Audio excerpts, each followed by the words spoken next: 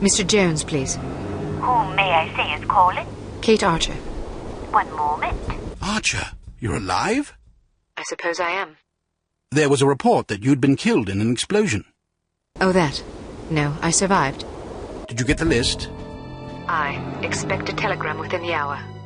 This is excellent news. Are you all right? I'm fine. Maybe a wee bit tired. Nothing a nap and a sip of scotch won't clear up. Well, let me know the moment you arrive. Okay, see you soon. She's got the list. Unbelievable. Miss Kavanaugh, please alert cryptography that Agent Archer will be sending an encoded message within the hour. This is top priority. Don't congratulate yourself yet, Miss Archer.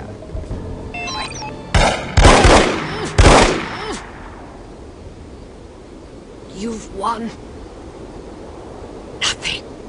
Yes, well, you've lost everything. Again. Not true, Agent Archer. I still have the satisfaction of knowing that you have failed. But I haven't. We have Dr. Schenker, we have the antidote, and most importantly, we have the names of your intended victims. You still have to deliver the list. Which I shall, just as I shall deliver you to prison where you can accustom yourself to a slightly less opulent lifestyle. Ah, what a sweet fantasy. But it's not meant to be, I'm afraid. Know this, little girl. Harm does not die with me. I think you'll survive your wounds. It's not my wounds you should be worried about. Pardon me. I've got to get everybody off the streets. Toten Sie ihr!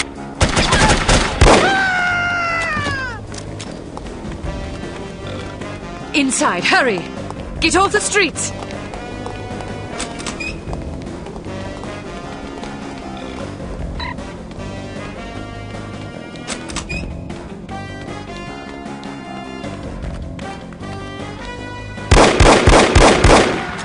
Get inside, now! Get inside! Get off the streets!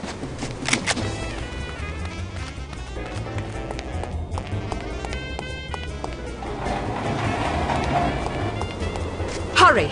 Get inside! Get off the streets!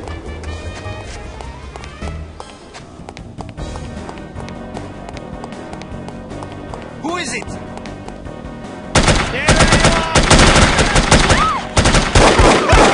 Get inside, now!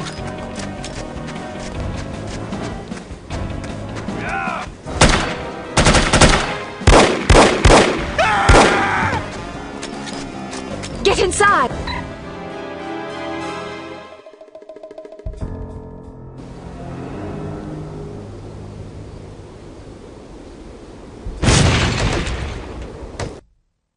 Poor, pathetic creature.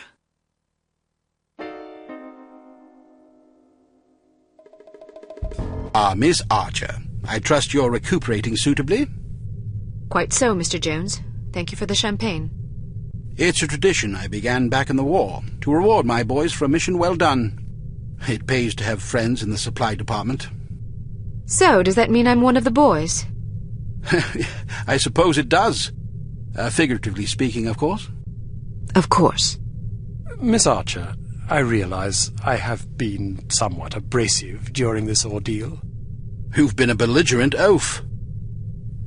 I hope you can understand that I take our collective purpose very seriously. Although I was highly skeptical of a woman's ability to handle this mission, I am overjoyed to have been proved wrong.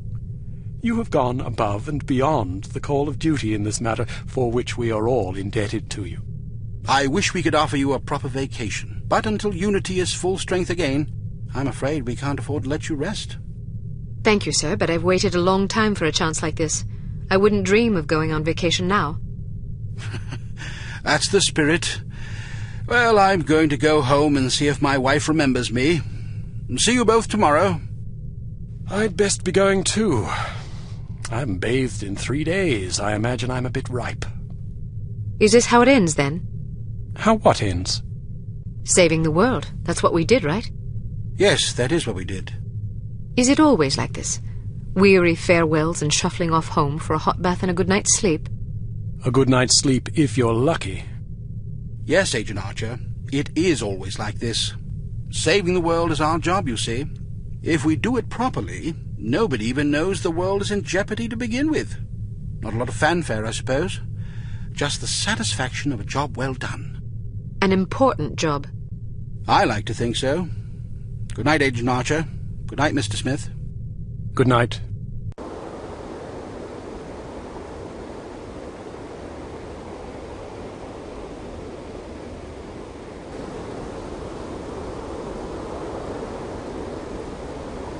You were right.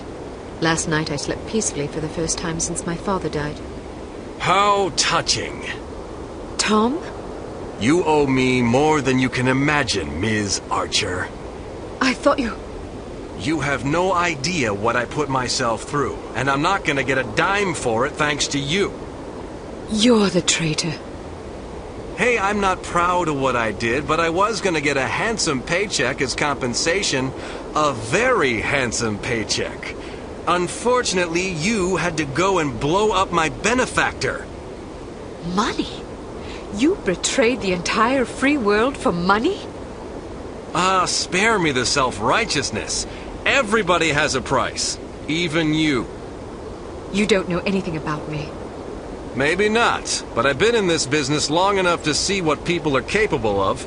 Anybody can talk about honor and patriotism, but those are just pretty words. When the money's on the table, the right amount of money, you'd be surprised how quickly you can change your tune.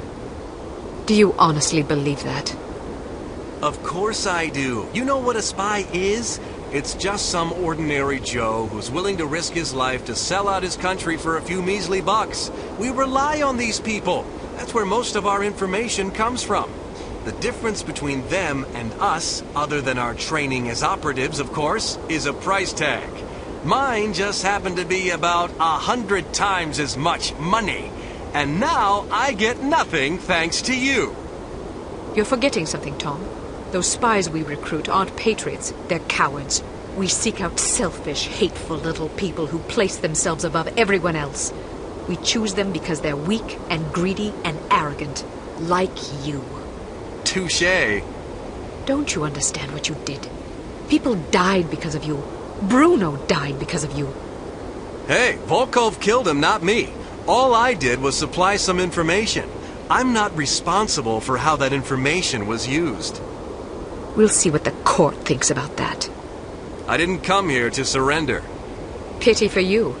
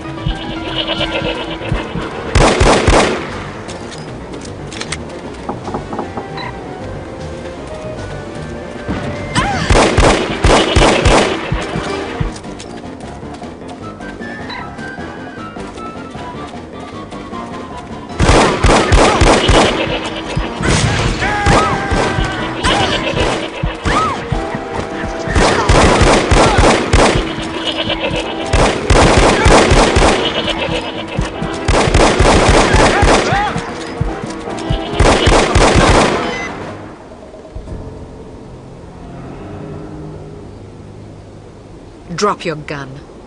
Or what? Are you gonna shoot me in cold blood? If I have to. That's mighty tough talk for a little girl.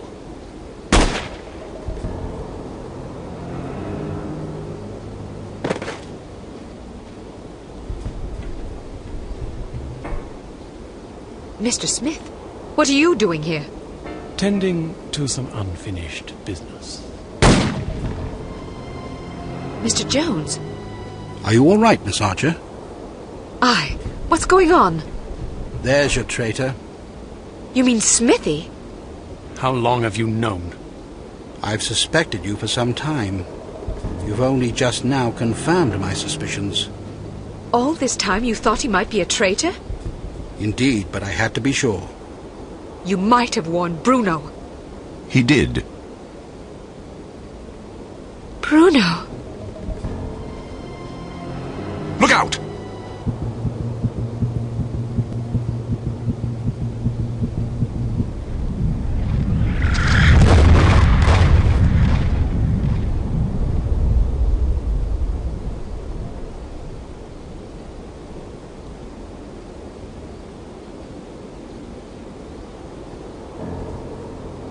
Everyone okay? Good shooting, Archer. But what about Tom? Tom Goodman died in Amsterdam. What? But I thought... The man you knew as Tom Goodman was an imposter.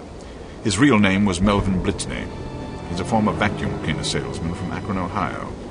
I don't understand. It's quite simple. 7 years ago, Mr. Jones took Smithy off the active list due to his increasingly inadequate performance in the field. Mandatory retirement came as a great blow. Smithy, like many operatives, thought of himself as a man of action. He viewed his reassignment into the role of an administrator as an insult to his virility. He kept his dissatisfaction to himself, secretly plotting to discredit Jones and, in the process, line his own pockets. To this end, he recruited Melvin Blitzney, who underwent plastic surgery, extensive training, and months of voice lessons in order to become Tom Goodman, for whom Smithy, meanwhile, laid a deadly trap in Amsterdam. How did Smithy hook up with a vacuum cleaner salesman from Ohio? Apparently, they met in a bar in Florida on one of Smithy's last assignments. Anyhow, with Goodman out of the way and no one any the wiser, Smithy launched the next phase of his scheme, which was to nurture a relationship with an up-and-coming terrorist organization. He chose harm. His plan was to create an international incident of staggering proportions and simultaneously cripple Unity so that we would have no choice but to capitulate. Such an unmitigated failure would force Mr. Jones to step down, giving Smithy control of Unity and also a handsome payoff in a secret bank account in Zurich. But what about Morocco? It was a trap meant to snare us both. Mr. Jones and I agreed that it would serve as a perfect opportunity for me to disappear for a while. You might have warned me, you know. We couldn't risk tipping our hand. You mean you didn't think I could keep a secret? Keeping a secret wasn't enough. Smithy had to believe I was dead, which meant that you had to believe it as well. I'm truly sorry, Kate. Oh, you will be. But there are still some things I don't understand. Smithy was extremely forthcoming with information for someone who wanted us to fail. Every mission he sent you on was a trap. Eventually it occurred to him that you were far more competent than he had anticipated, but it was already too late by then. You'd outwitted him. Besides, if he'd attempted to conceal information, he would have drawn suspicion to himself, which he couldn't afford. But why did Tom, or Melvin, whatever his name is, blow up the cargo freighter? To get rid of you, of course. But Inga Wagner and Magnus Armstrong were aboard the ship. They were expendable. If you knew all this, why didn't you just arrest Smithy and be done with it? Because we didn't know all this until very recently. Your investigations revealed much of the information we needed. But the final piece of the puzzle fell into place yesterday afternoon, when I found this in Smithy's flat. The puppet? Indeed. Unbelievable. I'm sorry I had to deceive you, Kate. Sorry's not good enough. Do you have any idea how devastated I was? I should leave you two alone. I'm sure you've plenty of catching up to do. You certainly looked sad. What do you mean? Well, I was watching when you came to pay your respects. You were spying on me? Not intentionally. I ought to kill you myself. Who's buried here anyway? No one. It's an empty casket. An empty casket? Calm down. Don't run away from me. Come back and take what's coming to you. Kate, please. You're overreacting. I'll show you overreacting, you bastard.